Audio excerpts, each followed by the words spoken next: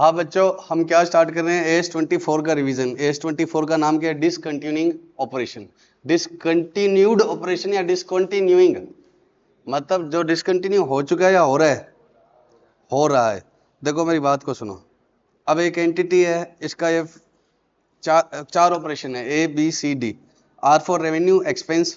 ए का रेवेन्यू है 100, एक्सपेंस है 110। ऐसे BCD के रेवेन्यू है और टोटल रेवेन्यू कितना है इसका? तो फाइनेंशियल स्टेटमेंट में कोई एक एक का ऐसे बिजनेस वाइज रेवेन्यू थोड़ी दिखाया जाता है। तो हमने फाइनेंशियल स्टेटमेंट में क्या बताया हुआ है? टोटल रेवेन्यू 750 और टोटल एक्सपेंस 300 और 450 का क्या है? प्रॉफिट। ये एक्सपेंस अलग अलग हेड में आएंगे, एम्प्लॉइज बेनिफिट, फाइनेंस कॉस्ट और ये सब। अब मान लो ए हमारा डिसकंटिन्यू करने का प्लान है, इसको हम 1-2 साल में क्या कर देंगे? बंद कर देंगे। तो ए की वजह से हमें क्या आ रहा है? लॉस। तो इसको देखकर आप डिसीजन ही मत लो। ए में कितने का लॉस है? 10 का। तो ये एएस क्या चाहता है कि इनका ही रेवेन्यू फाइनेंशियल स्टेटमेंट में रिपोर्ट किया जाए और इनके ही एक्सपेंस। तो ये क्या बोलेगा? अगर कोई ऑपरेशन डिसकंटिन्यूइंग ऑपरेशन है तो भले ही उसके अभी चल रहा है, इस वजह से क्या है? रेवेन्यू और एक्सपेंस है, लेकिन आगे जाकर उसको क्या कर देंगे? बंद। तो रेवेन्यू फिर ये अब मैंने रिवाइज स्टेटमेंट ऐसे बनवाएगा। ये एस क्या बोलेगा? रेवेन्यू कौन सा शो करो? B, C और D का जो कंटिन्यूइंग है, और एक्सपेंस भी सबके। और उसके बाद में इसका नेट प्रॉफिट या लॉस क्या कर दो? अलग से बता दो। कि डिसकंटिन्यूइंग ऑपरेशन के रेवेन्यू एक्सपेंस को नॉर्मल रेवेन्यू और एक्सपेंस में मत लो। क्यों मत लो? क्योंकि आगे आने वाले सालों में 750 रेवेन्यू होगा ही नहीं। रेवेन्यू होगा ही कितना? B, C और D का होगा, ए का रेवेन्यू नहीं होगा। आगे आने वाले सालों में क्या होगा? B और C और D के ही क्या होंगे? एक्सपेंस। किसका होगा ही नहीं? ए का। अभी रन कर रहे हैं, लेकिन हमारा टारगेट है कि इसको क्या करेंगे? हम बंद करेंगे। तो जो ऑपरेशन हम बंद करेंगे उसके डिस्क्लोजर मांगेगा एएस की रेवेन्यू किसका आना चाहिए? कंटिन्यूइंग ऑपरेशन का। एक्सपेंसेस भी किसके आने चाहिए? कंटिन्यूइंग, क्योंकि इन फ्यूचर तो यही रहने वाला है। और इसको अलग से, क्योंकि प्रॉफिट लॉस का पार्ट तो है, लेकिन इसको क्या करो? सेपरेट डिस्क्लोजर करो। तो डिसकंटिन्यूइंग ऑपरेशन को ये क्या मांगेगा? अलग से डिस्क्लोजर मांगेगा। इसलिए इसने एएस बनाया। बट डिसकंटिन्यूइंग है क्या, ये जानना है सबसे पहले। ठीक है, डिसकंटिन्यूइंग ऑपरेशन का मतलब क्या है? डिसकंटिन्यूइंग ऑपरेशन का मतलब क्या है बच्चों? Component of an enterprise that the enterprise pursuant to a single plan. एक सिंगल प्लान एंटरप्राइज के पास होना चाहिए, जिसको वो उस सिंगल प्लान के तहत क्या कर रही है? बंद कर रही है। Disposing of substantially. देखो आप किसी भी चीज को बंद कैसे कर सकते हो? इन इंटायरिटी का मतलब एक साथ क्या करके? डिस्पोज करके। या पीस मिल का मतलब क्या होता है? टुकड़ा टुकड़ा में। अब मान लो कि मुझे मेरा एक ऑपरेशन बंद करना है, तो उसका प्लांट, मशीनरी, डेटा सब मैंने एक साथ इस मोटू को बेच दिया, तो वो क्या है? Disposing of substantially in its entirety. एक साथ बेच दिया मैंने। ठीक है, मैंने डिमर्ज करवा दिया, किसी शेयर होल्डर को बेच दिया, चाहे मैंने किसको बेच दिया? बाहर पब्लिक को बेच दिया। कोई भी हो सकता है वो, चाहे आप शेयर होल्डर को बेचो। लेकिन पहला केस क्या है? इंटायरिटी में बेच रहे हो, सारा एक साथ। दूसरा क्या है? पीस मिल। पीस मिल का मतलब क्या है? एसेट्स और लाइबिलिटीज को इंडिविजुअली क्या करना, मतलब एसेट्स को सेल करना और लाइबिलिटीज को इंडिविजुअली सेटल करना। ये मुझे बंद करना है, तो प्लांट एक को बेच दिया, फर्नीचर एक को बेच दिया, मशीन एक को बेच दी। लेकिन पर्पज क्या है? सिंगल प्लान के तहत उसको क्या करना? बंद करना। Terminating through abandonment. और तीसरा चीज क्या है? अबंडन मतलब ताला लगा दिया। भाई आज मान लो मुझे कोचिंग बंद करनी है, तो मुझे रुपए की जरूरत ही नहीं है, तो मैं क्यों किसी को चाहे एक साथ बेचूं, चाहे क्या करूं? धीरे धीरे नहीं बेचनी, बस ताला लगा दिया, तो उसको क्या बोलते हैं? अबंडन कर दिया। बस क्या कर दिया? रोक दिया, टर्मिनेट कर दिया उसको। तो पहली शर्त क्या है? चाहे सारा एक साथ बेचो, चाहे धीरे धीरे बेचो, चाहे रोक दो, ऑपरेशन रोक दो। जरूरी थोड़ी है बेचना जरूरी है, लेकिन आपके पास क्या होना चाहिए? सिंगल प्लान के तहत ऐसा होना चाहिए। अब मेरा प्रोडक्ट सेल करता था, धीरे धीरे सेल कम होती गई, कम होती गई और बंद हो गया, तो मेरी प्लानिंग थोड़ी थी, तो वो डिसकंटिन्यूइंग ऑपरेशन नहीं आएगा। आपकी प्लानिंग है, आप इसको क्या करने वाले हो? डिसकंटिन्यू। दूसरा क्या है? That represents major line of business और जियोग्राफिकल एरिया ऑफ ऑपरेशंस। एक लाइन ऑफ बिजनेस बंद करोगे, ना कि क्या है कोई थोड़ा मोटा काम। जैसे हम इधर ग्रेजुएशन भी पढ़ाते हैं, सीए भी पढ़ाते हैं, 11th 12th भी पढ़ाते हैं। अब इसमें हमने ग्रेजुएशन हटा दिया, तो क्या हो गया? क्या कोचिंग बंद हो रही है? नहीं, लाइन बिजनेस थोड़ी बंद हो रहा है। क्या बंद हो रहा है? एक प्रोडक्ट लाइन बंद हो गई। तो प्रोडक्ट या सर्विस लाइन बंद होने नहीं होना चाहिए, बिजनेस लाइन क्या होनी चाहिए? रिप्रेजेंट। और या फिर मैंने अपने यूएस ऑपरेशन बंद कर दिए, यूएस में काम नहीं करेंगे आगे से, चाइना में काम नहीं करेंगे, तो या तो जो बंद हो रहा है वो सेपरेट लाइन ऑफ बिजनेस होना चाहिए, मेजर लाइन ऑफ बिजनेस होना चाहिए, और या फिर क्या होना चाहिए? Area of operation, geographical area of operation. और जिसको क्या किया जा सकता है? ऑपरेशनली और फाइनेंशियल रिपोर्टिंग पर्पस के लिए डिस्टिंग्विश। डिस्टिंग्विश का मतलब अलग। अभी इस सी पॉइंट को अलग से समझाता हूं मैं। पहले ए कंडीशन बताओ। ए कंडीशन क्या है? पहले तो क्या है, एक ऐसा कंपोनेंट जो आप सिंगल प्लान के थ्रू क्या करेंगे, डिस्पोज कर देंगे इंटायरिटी में, या डिस्पोज करेंगे पीसमिल मतलब इंडिविजुअली, और या टर्मिनेट कर देंगे मतलब लॉकडाउन कर देंगे। तो अब ऐसे नहीं है कि आपने क्या करना है, ये हो गया तो डिसकंटिन्यूइंग है। जो आप बंद करने जा रहे हो वो क्या होना चाहिए, मेजर लाइन ऑफ बिजनेस होनी चाहिए, या आपका geographical area of operation. C point अभी बाकी है, पहले इसका इंस्टीट्यूट का एग्जांपल पढ़ लेता हूं मैं एक अच्छा सा। कंपनी एक्स वाई क्या है, फेमस रेस्टोरेंट चेन है। कितना रेवेन्यू इसका, 5% आता है एक रेस्टोरेंट से, जो क्या है उसको बेच रही है। तो डोमिनोज बहुत बड़ी रेस्टोरेंट चेन है, एक डोमिनोज अगर वो हटा भी रहा है तो क्या मेजर लाइन ऑफ बिजनेस बंद हो गया, नहीं। बाकी का कोई इंटेंशन नहीं है बंद करने का, सिर्फ एक ऑपरेशन, एक मान लो क्या है रेस्टोरेंट बेचना है, हम क्या है चेन ऑफ रेस्टोरेंट, और क्या है उसमें से सिर्फ क्या बेच रहे हैं एक, और वो भी कोई बहुत बड़ा नहीं है, सिर्फ कितना कंट्रीब्यूट कर रहा था 5%। पक्का, तो ये क्या नहीं है, डिसकंटिन्यूइंग ऑपरेशन नहीं है, क्योंकि ये मेजर लाइन को क्या नहीं करता, नहीं बता रहा, this can not be regarded as discontinuing operation.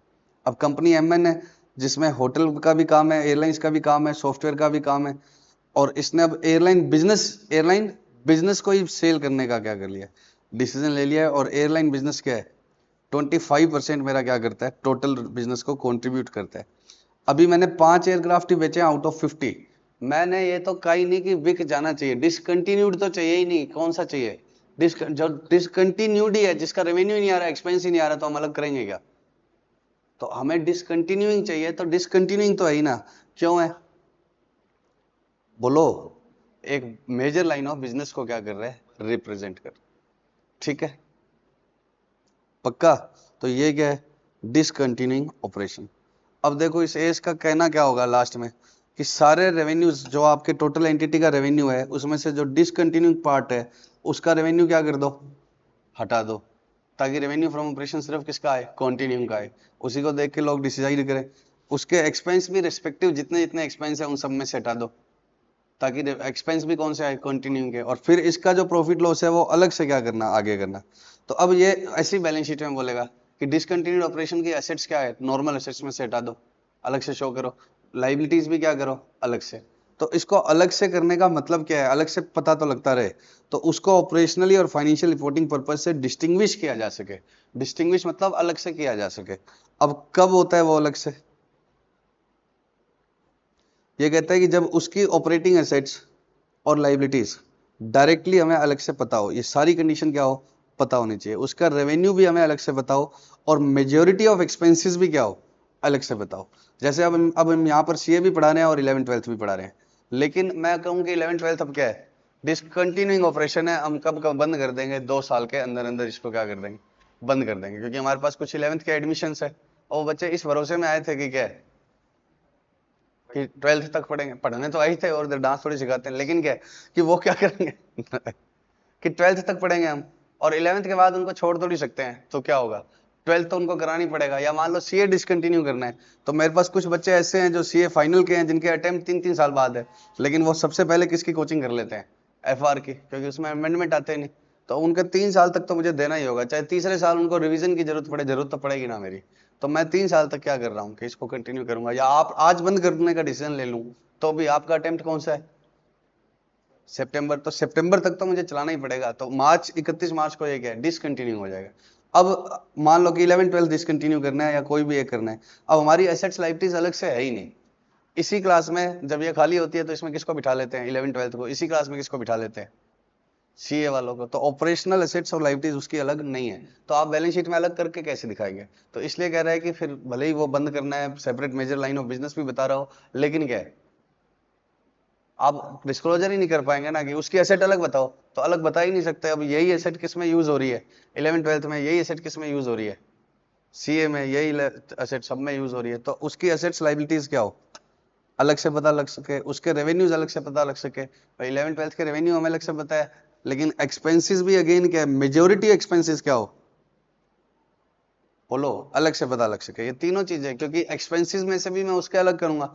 अब यहाँ पर इलेक्ट्रिसिटी बिल कॉमन आता है, पता नहीं है कौन सा बच्चा कब एसी चला गया क्या है, और एक क्या हो कि ये 11th-12th की 3 क्लासेस अलग से डेडिकेटेड है, तो उसकी एसेट्स ये 11th-12th की है, उसका इलेक्ट्रिसिटी बिल हमें पता है, चलो इलेक्ट्रिसिटी बिल कॉमन आता है, लेकिन बाकी एक्सपेंसेस 11th-12th की नोट्स के एक्सपेंस और ये सीए के नोट्स के एक्सपेंस अलग अलग पता लगते हो। तो मेजोरिटी एक्सपेंस, सारे नहीं लेकिन ज्यादातर एक्सपेंस पता लग जाए, और एसेट्स लायबिलिटीज अलग हो और रेवेन्यू क्या हो, अलग से हो। ये तीनों शर्तें पूरी होगी तो कौन सी शर्त पूरी हो जाएगी? तीसरी। तो सी के अंदर फिर से क्या है, तीन शर्तें। क्या है? असेट लाइबिलिटीज, जो ऑपरेशनल एसेट्स है वो अलग से पता है। हेड ऑफ क्वार्टर की एसेट है वो बात नहीं कर रहे, ऑपरेशन। जैसे हमारा एक ऑफिस बना हुआ है जहां पर सबसे पहले पेरेंट्स मिलते हैं, चाहे सीए वाले मिले चाहे कौन से मिले, वो तो वो ऑपरेशनल एसेट है भी नहीं, उसमें कौन से ऑपरेशन हो रहे हैं। लेकिन 11th-12th के रूम अलग होने चाहिए, वहां के एसी अलग होने चाहिए, वहां के आईपैड अलग होने चाहिए, वहां के लैपटॉप क्या होने चाहिए, अलग। तो असेट्स लाइबिलिटीज ऑपरेशनल अलग होनी चाहिए, रेवेन्यू अलग से पता लग पाए, और क्या है, मेजोरिटी एक्सपेंस क्या हो जाए, अलग से। कोई एक आधा कॉमन एक्सपेंस है जैसे बिल्डिंग का रेंट है या इलेक्ट्रिसिटी है, कोई बात नहीं, नहीं पता लगता, लेकिन मेजोरिटी बाकी सारे ऑपरेशनल एक्सपेंस क्या है, अलग से पता लग पाए। और ये कंडीशन पूरी क्यों होनी जरूरी है? क्योंकि आगे हम कहेंगे कि इसका अलग शो करो एक्सपेंस, अब वो पता ही नहीं लग रहा है अलग, तो आप कैसे कर पाओगे? तो इसलिए इसने तीसरी कंडीशन डाल दी। पक्का? तो डिसकंटिन्यू ऑपरेशन होना के ये तीन शर्तें हैं। पहला क्या है? सिंगल प्लान होना चाहिए। धीरे धीरे बच्चे कम होते गए और बंद हो गया तो क्या होगा? प्लानिंग के तहत बंद किया था या हो गया बेचारा? हो गया नालायक, थूको मुंह से। अब सुनो, तो प्लान होना चाहिए, प्लानिंग नहीं है, आपका बिजनेस धीरे धीरे सेल गिरती गई और क्या हो गया, खत्म, तो क्या होगा? डिसकंटिन्यूइंग नहीं आएगा। मेरी कोई प्लानिंग थोड़ी है इसको बंद करने की। उसके बाद क्या है? It's entirety. एंटायरिटी का मतलब, चाहे मैं एक साथ बेचूं, चाहे धीरे धीरे बेचूं, चाहे क्या है, बंद कर दूं, अब बेचना जरूरी थोड़ी है। और फिर क्या है? Separate major line of business और जियोग्राफिकल एरिया ऑफ ऑपरेशन होना चाहिए। तो उसने 5% वाला टर्नओवर वाला रेस्टोरेंट बंद कर दिया तो क्या है? Discontinue operation. अब ये कह रहा है कि आपको समझ में आ गया तो वैसे ही हो जाएगा। अब ये कह रहा है ये चीजें जरूरी नहीं है कि डिसकंटिन्यू ऑपरेशन हो, कौन सी ABCD, बट ये कई सारी चीजें एक साथ मिल जाए तो क्या है? डिसकंटिन्यू हो सकती है। ये एग्जाम्पल पूछा हुआ है कि ये डज नॉट सेटिस्फाई क्राइटेरिया है of definition but might do so in combination with other. दो चार चीजें, इसको भी कर दिया इसको कर दिया, हो सकता है डिसकंटिन्यू। अकेले अकेले ये क्या नहीं है, डिसकंटिन्यू ऑपरेशन नहीं है। पहला क्या है? ग्रेजुअल और evolutionary phasing out of product line. Product line का मतलब क्या है?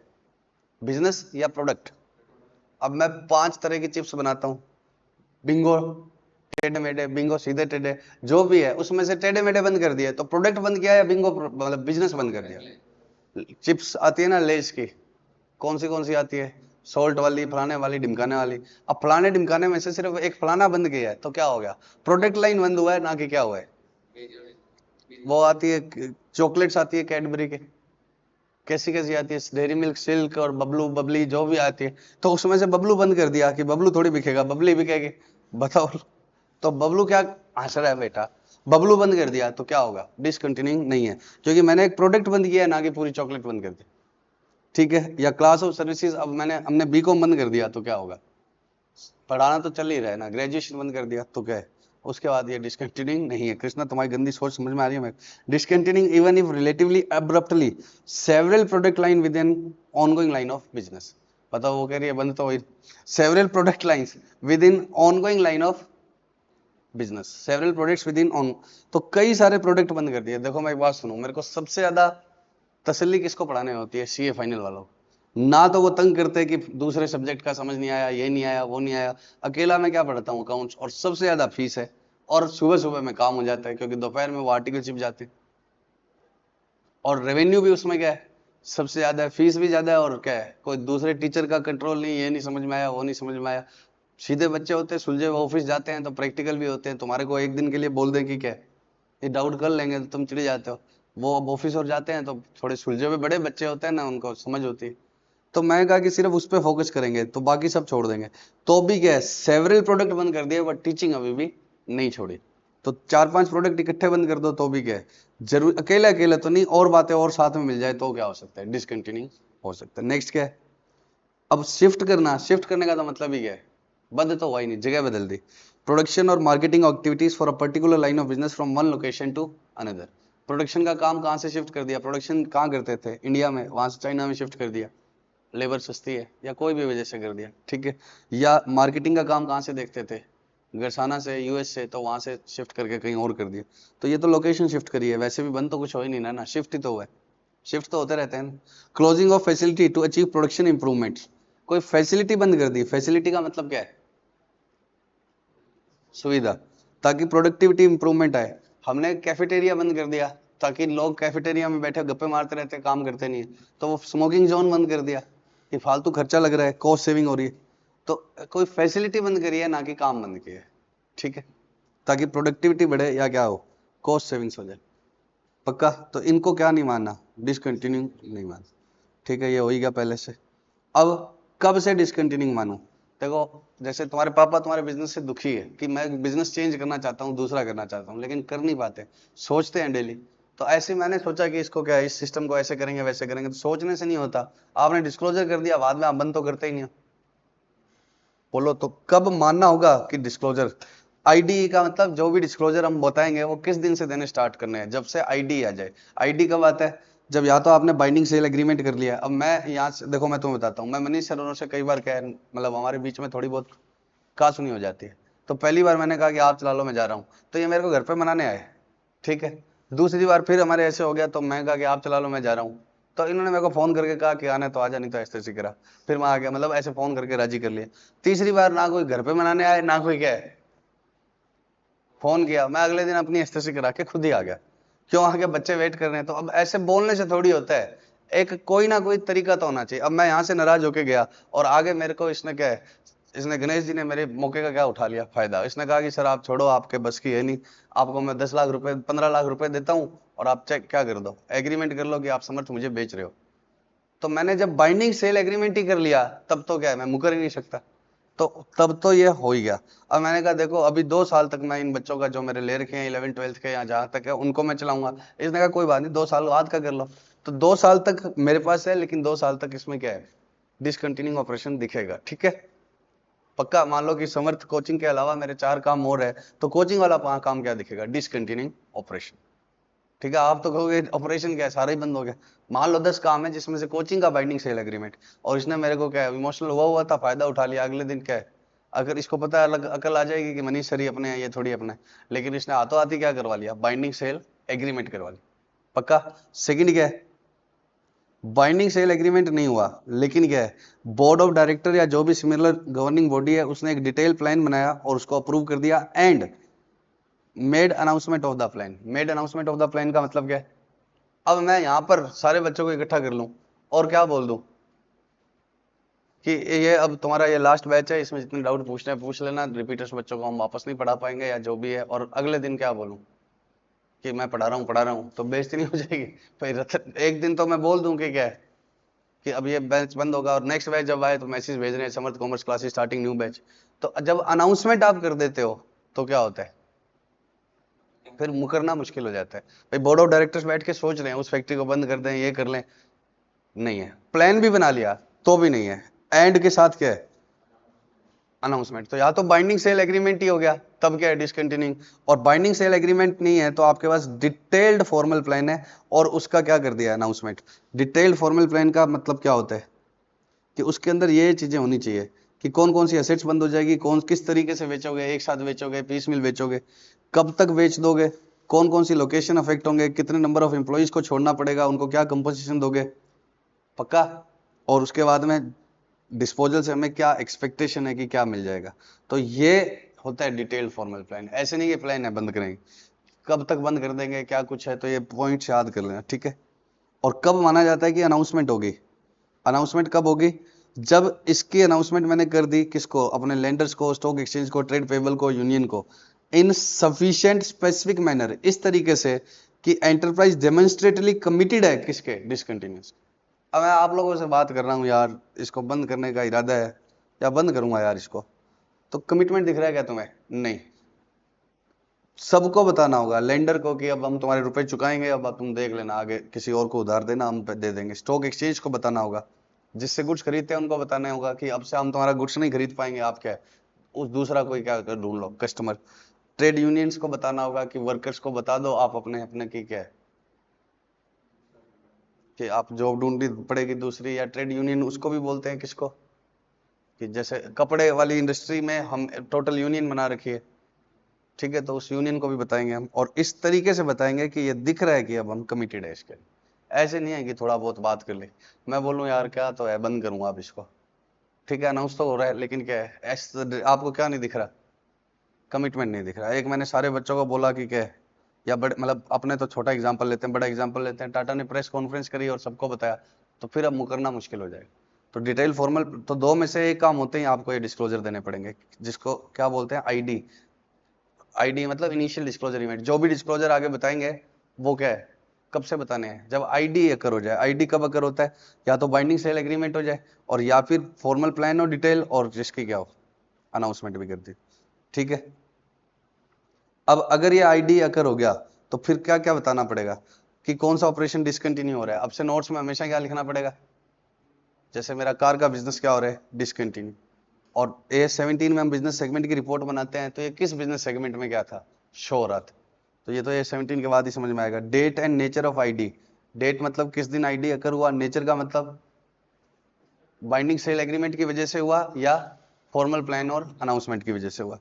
अब कब तक क्या हम डिसकंटिन्यू कर लेंगे, जैसे मान लो नैनो एक अलग ऑपरेशन है, मान लो कि nano operation, nano discontinue operation में क्यों नहीं आएगा, क्योंकि कार बहुत बड़ा बिजनेस था, उसमें सिर्फ क्या किया, नैनो बंद किया। तो नैनो अगर मैंने आज बंद करने का भी सोच लिया ना, तो भी मैं 2 साल चलाऊंगा। क्यों चलाऊंगा, क्योंकि उसके पार्ट्स बनाते रहेंगे। मैंने तुम्हें पहले ही बताया हुआ है कि अगर पार्ट्स ही बंद कर दिए मार्केट में तो क्या होगा, फिर अगले टाटा की दूसरी कारें भी नहीं बिकेगी, क्योंकि जैसे प्रोडक्ट बंद करते हैं उसके बाद में उसके पार्ट्स नहीं मिलते। लेनो 5 लाख बिक चुकी है, उनके पार्ट्स की तो आती रहेंगी ना रिक्वायरमेंट। तो 2 साल चलाना है, तो 2 साल तक वो डिसकंटिन्यूइंग है, उसके रेवेन्यू एक्सपेंस सब क्या दिखेंगे अलग से। पक्का, तो 2 साल बताना पड़ेगा पीरियड, जब तक ये डिसकंटिन्यूइंग आपका करने का इरादा है। बैलेंस शीट में कैरिंग अमाउंट में कौन कौन सी एसेट्स बेच दी जाएगी, मतलब डिसकंटिन्यूइंग ऑपरेशन की एसेट्स। नैनो बनाने वाला प्लांट अलग कर दो आप पीपी से, कितने कार है वो बताओ। लाइबिलिटीज में नैनो वाले से रिलेटेड कितनी है। रेवेन्यू और एक्सपेंस भी क्या बताओ अलग से। और प्री टैक्स प्रॉफिट और लॉस क्या बताओ अलग से। और कैश लॉस में, ऑपरेटिंग में, फाइनेंसिंग में, और इसमें किसमें कितना कितना आ रहा है, ये सब क्या बताओ अलग से। और ये सारी चीजें नोट्स में बतानी है, सिवाय किसके, प्री टैक्स प्रॉफिट। वो कहां पर आएगा, P&L के फेस पर। जैसे ये था ना एग्जांपल अपना, लो मैं फटाफट से बताता हूँ। ए ऑपरेशन, बी ऑपरेशन, सी ऑपरेशन, डी ऑपरेशन। ए क्या है, डिसकंटिन्यूइंग ऑपरेशन। अब रेवेन्यू बी सी और डी के आएंगे, expense depreciation amortisation finance cost raw material consume सब किसके आएंगे, बी और सी डी के।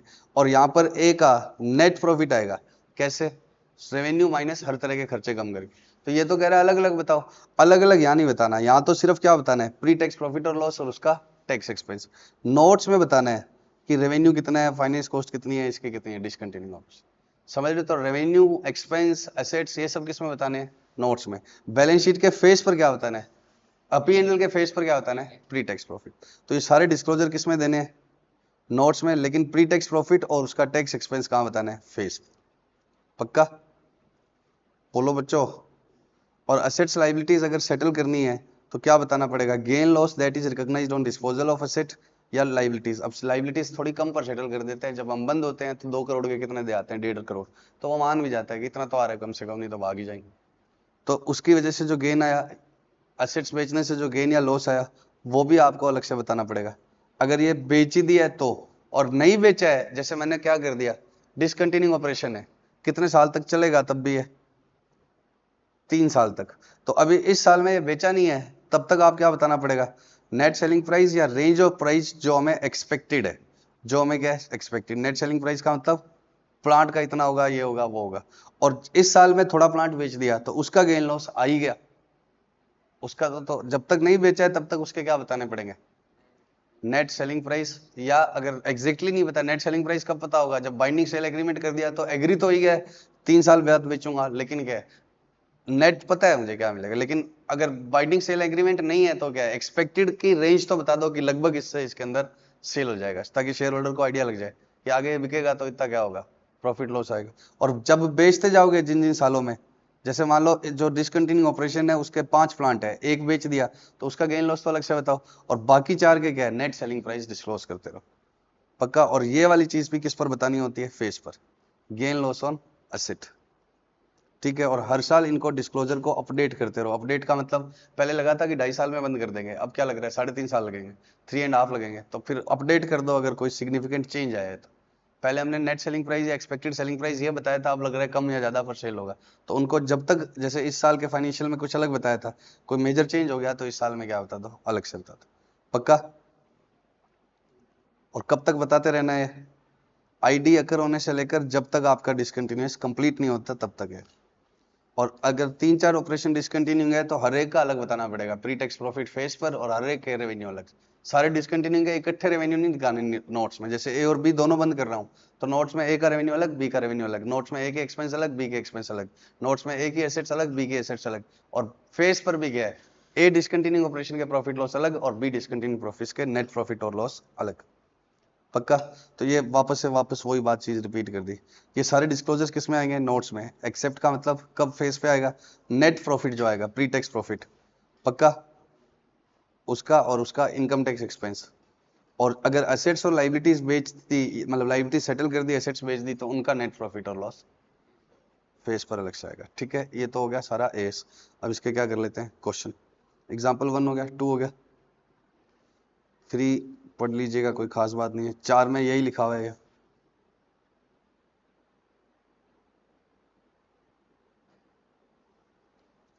फटाफट से बताओ MCQ. AB decided to dispose of clothing business. क्या कर रहा है, क्लोथिंग डिवीजन बंद कर रहा है। अप्रूवल बोर्ड ने यहां दी, बाइंडिंग सेल एग्रीमेंट यहां हुआ, फॉर्मल अनाउंसमेंट यहां हो गया। तो क्या होता है आईडी, या तो बाइंडिंग सेल एग्रीमेंट या approval plus announcement, which ever is earlier. तो अप्रूवल प्लस अनाउंसमेंट मिलके कब हो गया, 15 मार्च को। और बाइंडिंग सेल एग्रीमेंट तो आगे हुआ, तो क्या होगा 15 मार्च।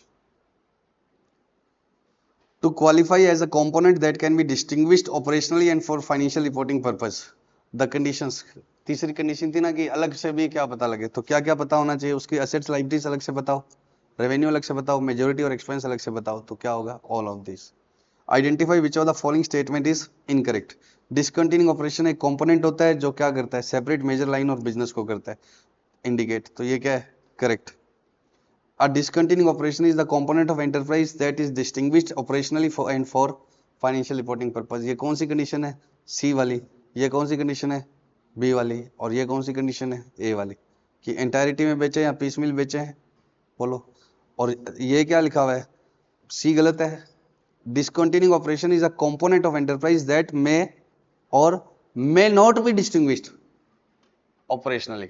मे नॉट भी होगा क्या, नहीं, दैट में नोट भी होगा क्या, sorry,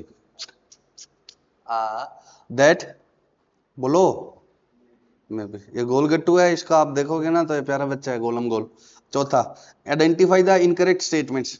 discontinuing operations are infrequent events. ये बात तो सही है, कभी कभार ही होता है, बंद ही होते रहते हैं। ऐसे बार बार बंद होते रहेंगे तो सारे बंद ही हो जाए। But this does not mean that all infrequent events are discontinuing operation. ये भी बात सही है कि सारे इनफ्रीक्वेंट इवेंट क्या हो गया, डिसकंटिन्यूइंग थोड़ी होंगे। क्यों, बोलो, भूकंप आ गया तो इनफ्रीक्वेंट है, तो बोल दो डिसकंटिन्यूइंग ऑपरेशन। लॉटरी लगी, इनफ्रीक्वेंट है, डिसकंटिन्यूइंग है, नलायक। तो ये क्या है, इनकरेक्ट है या नहीं, करेक्ट ही है। सारे इनफ्रीक्वेंट नेचर के इवेंट डिसकंटिन्यूइंग नहीं होते, लेकिन डिसकंटिन्यूइंग खुद इनफ्रीक्वेंट होते। The fact that disposal of component of enterprise is classified as discontinuing operation would always raise a question regarding the enterprise ability to continue as going concern। Discontinuing operation कभी भी going concern को hit नहीं करता। मैं मान लो कि क्या है, जैसे आपने पढ़ा था, होटल भी था, एयरलाइन भी था, सॉफ्टवेयर भी था, उसमें से वो एयरलाइन बंद कर रहा है। अब टाटा ग्रुप अगर एयरलाइन बंद कर दे तो टाटा ग्रुप बंद थोड़ी हो जाएगा। तो गोइंग कंसर्न इससे हिट नहीं होती। ये कह रहे हैं हमेशा हमेशा ही हो सकता है क्वेश्चन हो, लेकिन ऑलवेज रेज अ क्वेश्चन, तो हमेशा गोइंग कंसर्न हिट हो ये जरूरी नहीं है।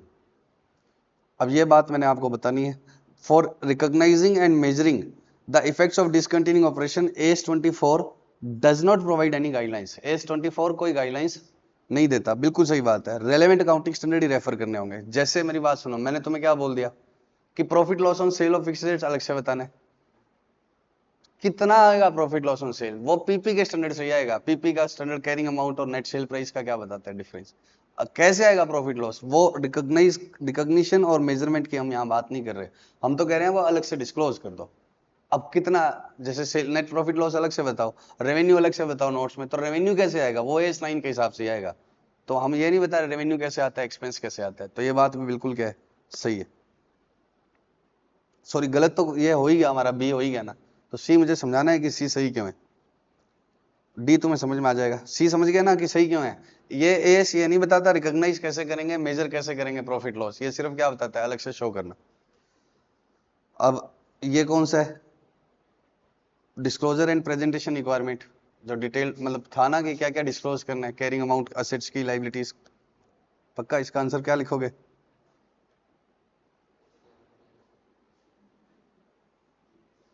ये वाला, ये वाली इसकी क्या डिस्क्लोजर रिक्वायरमेंट लर्न करनी पड़ेगी आपको। उसके बाद क्या है, कौन कौन सी एक्टिविटीज है जो अकेली अकेली डिसकंटिन्यूइंग ऑपरेशन नहीं है लेकिन कॉम्बिनेशन में हो सकती है, वो 4 बातें थी, वो लर्न करनी पड़ेगी। आईडी क्या होता है, या तो बाइंडिंग सेल एग्रीमेंट और या फिर डिटेल फॉर्मल प्लान और उसकी अनाउंसमेंट। पहले 8th करते हैं। A consumer goods producer has change the product line. देखो अब ये प्रोडक्ट लाइन चेंज करते ही रहते हैं। क्या कह रहा है क्वेश्चन, प्रोडक्ट लाइन चेंज कर रहा हूं। प्रोडक्ट लाइन चेंज करने का मतलब क्या है, प्रोडक्ट चेंज कर रहा हूं मैं, बिजनेस तो वैसे भी बंद नहीं कर रहा। The company has enforced the gradual enforcement of change in product line on the basis of overall plan. Board of Directors has passed a resolution to this effect. The company follows calendar year as accounting year. ठीक है, you are asked to advise whether ये discontinuing operation है या नहीं। पहले मैं dish washing बार बेचता था, अब क्या बेचूंगा, क्लोथ वॉशिंग। देखो वॉशिंग बार लगभग एक जैसा ही होता है, कपड़े धोने वाला भी उसी प्लांट से बन जाता है और बर्तन धोने वाला भी क्या है, उसी प्लांट से बन जाता है। तो वही प्लांट होगा, बस उससे क्या, अब जैसे कपड़े धोने वाले बार की सेल क्या होगी, ज्यादा हो रही होगी, तो ये यहाँ से इसकी तरफ शिफ्ट हो रहा है। ठीक है, मार्केटिंग कैंपेन कम करना होता होगा, लेकिन ये प्रोडक्ट को ही क्या कर रहा है, शिफ्ट कर रहा है। कोई बिजनेस थोड़ी क्या कर रहा है, बंद कर रहा है। ऐसे समझ लो कि मैं आपको क्या पढ़ा रहा हूँ, अभी हम फेस टू फेस पढ़ाते हैं, ठीक है, अब मैं इसको धीरे धीरे फेस टू फेस चलता रहेगा साथ में, और ऑनलाइन आने की क्या कर रहा हूँ, कोशिश कर रहा हूँ। तो मैं पढ़ाना थोड़ी बंद कर रहा हूँ। पक्का इसी सिस्टम से यही नॉलेज यही काम आ जाएगा। बस एक लैपटॉप एक्स्ट्रा लगा लिया, तुम फेस टू फेस पढ़ ही रहे हो, तुम आते रहना। लेकिन मुझे पता है कि इसका रेवेन्यू क्या है, ज्यादा है भाई। फेस टू फेस में तो मैं जिस शहर में उसमें ही कर सकता हूँ, और उसमें क्या है, अगर फेमस हो गए तो इंडिया मार्केट है, बोलो तो। लेकिन ये तो नहीं है ना कि कोचिंग बंद होने का है। कोशिश कर रहे हैं हो ना हो, मेरे को नहीं पता, बट क्या है कि इसका मतलब ये तो नहीं है ना कि कोचिंग बंद हो गई। पक्का पढ़ाना ही काम है, बस थोड़ा सा क्या है, प्रोडक्ट लाइन क्या कर रहे हैं, शिफ्ट। पहले भी क्या है, पढ़ाना बिजनेस था, अब भी क्या है, पढ़ाना बिजनेस। तो ये डिसकंटिन्यूइंग ऑपरेशन नहीं है।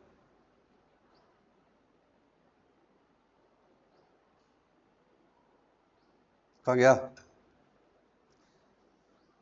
in the given case the company has enforced a gradual enforcement of change in product line and does not represent a separate major line of business, hence is not discontinuing operation।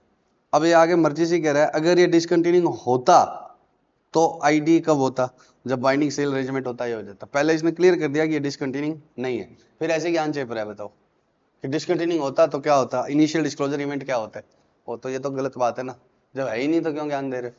ठीक है, कोई आपके जैसा है, ठीक है बच्चों। अब ये इलिस्ट्रेशन और जो टीवाई के का कौन सा क्वेश्चन 7 था ना, वो और ये सेम ही है। मैं इस पर आ गया, थोड़ा सा समझना, ध्यान समझना, थोड़ा ट्रिकी है। GH limited a large car manufacturing company decide to continue its manufacturing operation, discontinue. Diesel car क्या करता है कि बंद, और किस पर आ रही है, it plans to restructure the business by revamping its existing operations. Revamp करेगी अपने एग्जिस्टिंग ऑपरेशंस को, और क्या करना स्टार्ट करेगी, इलेक्ट्रिक व्हीकल्स में आएगी। अब ये नहीं कह रहा कि क्या है डिसकंटिन्यूइंग है या नहीं, इसने एक बड़ा सब्जेक्टिव सा आंसर दिया, देखो ध्यान से। In the above example it needs to be evaluated whether restructuring is result of continuing operation और terminating of existing operation, and accordingly it can be concluded whether it is discontinuing और not. तो ये कह रहा है पहले check करना पड़ेगा कि सिर्फ आप रिस्ट्रक्चर ही कर रहे हो क्या,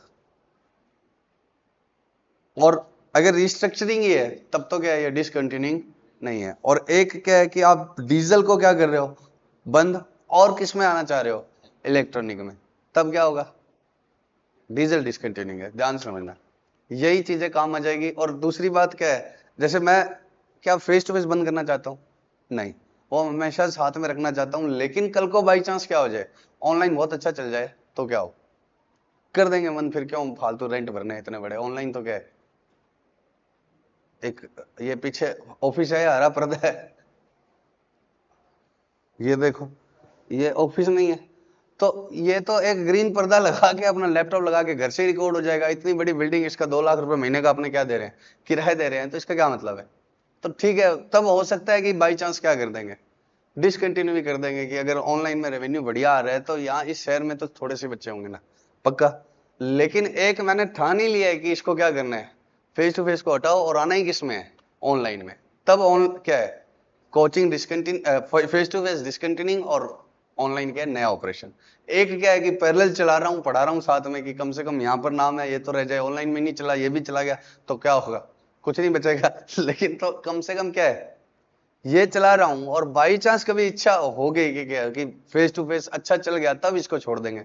तो कोई सिंगल प्लान वगैरह तो नहीं है ना, ऑनलाइन अच्छा चल गया तो फेस टू फेस, कोई मेरे पास प्लान थोड़ी है। एक तो देखो, दो बातें सुना ध्यान से, मेरा प्लान क्या है, फेस टू फेस बंदी करना है और किस पर आना है, ऑनलाइन पर। तो फिर फेस टू फेस डिसकंटिन्यूइंग है। और मेरा प्लान क्या है, फेस टू फेस चलता रहेगा, तुम सामने बैठे हो तो रिकॉर्डिंग भी आराम से हो जाती है, नहीं तो दीवारों के सामने भौंकना आसान थोड़ी।